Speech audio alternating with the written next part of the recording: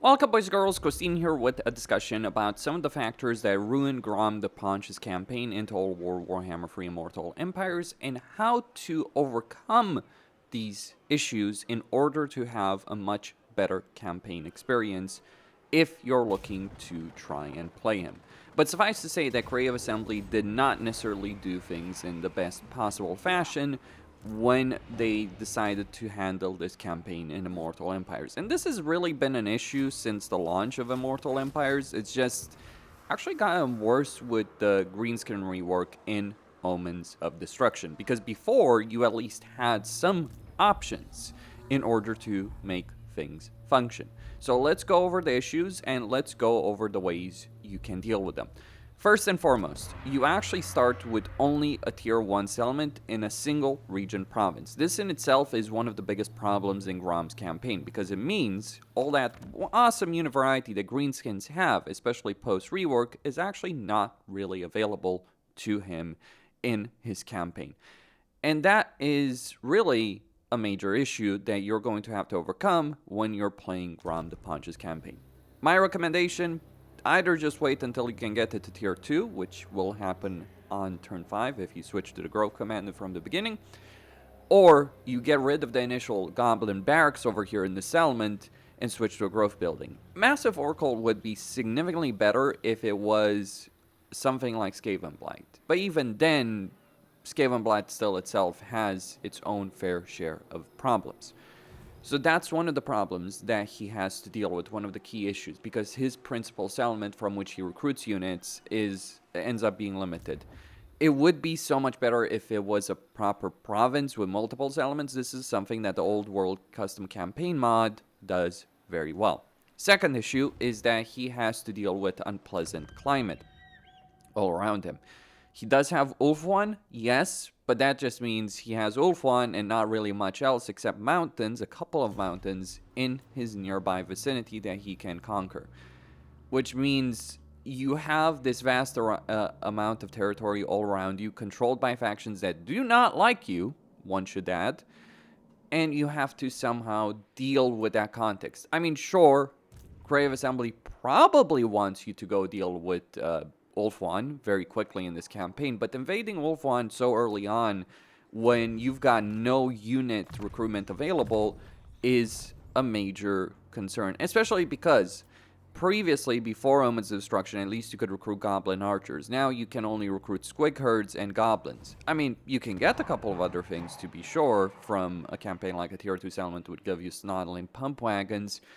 But even then, considering the high elven armies, these kind of units, goblins, quake herds, or pump wagons, are not really the units you want to recruit. You want something more substantial in order to invade Ulfwan.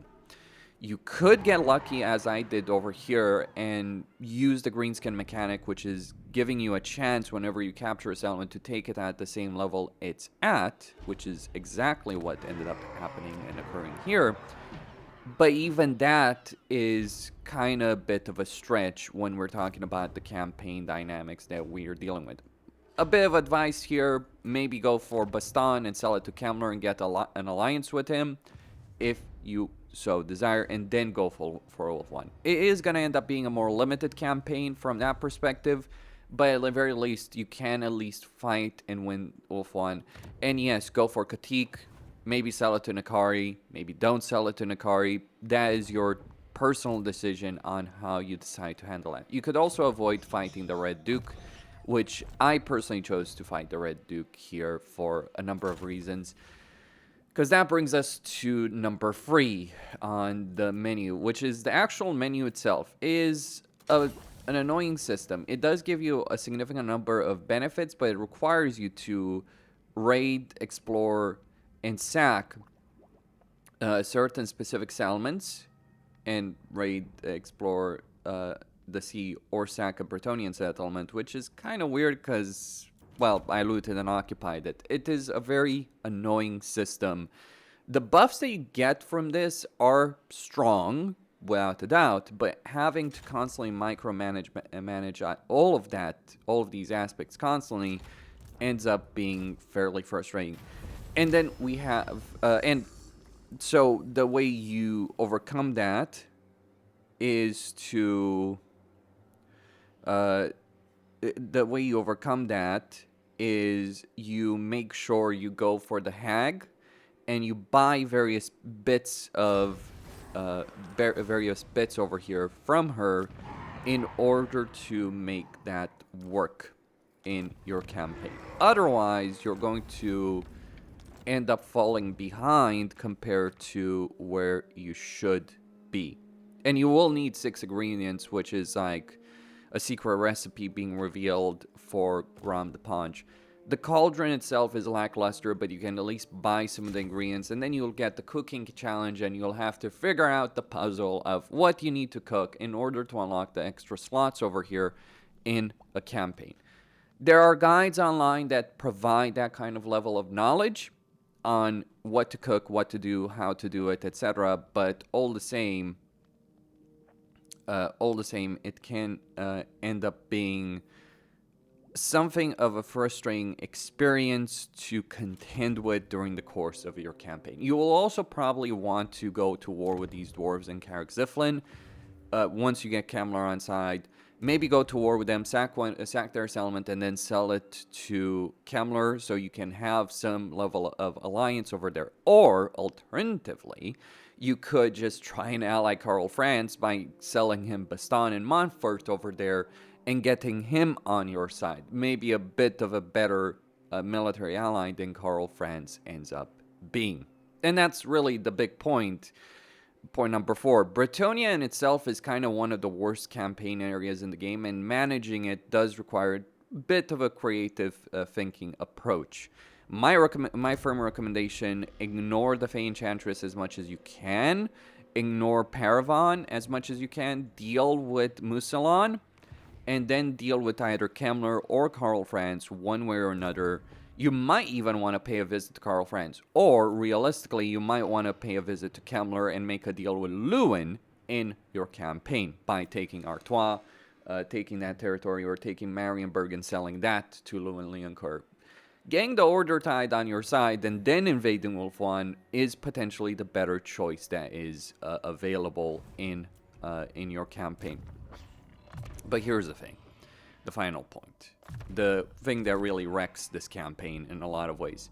You are so far away from all the other Greenskin Legendary Lords, who are much, much closer to one another than they are to you, that actually getting any of the other Lords confederated is going to be a problem. So while your objective is to go invade Ulfwan and take Tor of Rest, you might not necessarily feel the need to constantly control it. You could just literally ally Nakari and then start making your way into the Badlands in order to get Gorbad, Warzag, Skarsnik, because your ultimate campaign objective might be something based on that. Like, you only need to deal with Tor of Rest in the short term. Long term, you have every opportunity to go for whatever you decide to do so. That is your decision. For my part, I think it's a better campaign path if you decide to do that, though bear in mind, it is going to have problems. Also, by the way, the hag that shows up that sells you ingredients might ultimately bug out and create its own fair share of problems. So, bear in mind, it's got bugs, it's got glitches, it's got bad designs. Is a playable campaign? Sure, if you keep in mind these kind of relevant aspects of said campaign. Also, there is an annoying bug when you besiege Bordello where the army of Bretonnia there will just hurry up to see. Like, a lot of the systemic game issues that do exist in Warhammer 3 will be shown. A lot of the technical that will be felt in this game. The bug, the glitches, armies fleeing via sea when they see you that you're too strong. And also that kind of carries over into Ulfwan itself. Now, the reason I said all of those things is that if you do play your cards correctly, you will finally end up in a situation like this, where things do start going in your favor, where you have the cooking materials, where you do have the scrap, where you do have the capability that you otherwise would be missing. And when you finally achieve this level of power in your campaign, when you're finally at this specific point, things start steamrolling in your favor in quite a substantial way. Like, I have a defensive alliance with Karl Franz. I have a defensive alliance with Lewin. I'm about to smash through Orion, who actually, the bastard took Marienburg before me, so that kind of ticked me off, really. It just ends up happening in a campaign. I mean, Grom's power is the fact that in spite those kind of mechanics, all the limitations that Creative Assembly tried to put on top of this campaign, he still ends up being so very strong as a legendary lord. And that's really the ultimate takeaway of all of this, is that, yes, everyone will hate you. Yes, your alliances will not last, just like that happened there. But if you play Grom, and you play him correctly, and you understand his limitations, his strengths, his weaknesses, you will be able to overcome significant odds. Even when they don't seem obvious. Like, you might think that this army should lose against this army, but here's the thing. I got artillery. They don't have artillery. So who exactly is going to lose in this situation? It ain't me, that's for certain. Although there are some other things to also take into consideration right here with regards to how all of this will ultimately end up unfolding. And yeah, again, factions won't like you. They won't like many aspects about you. The Empire certainly isn't a good ally given the tendencies of the Empire and how they view you. But you can make it work. It's just a lot of different effort, a lot of effort into doing so. But if you pull it off, you will discover, surprisingly, that Grom is far more capable than one might imagine. Because despite everything, despite how CA has handled this campaign in Immortal Empires, he still was built in Warhammer 2 in a really good way. Costin signing out.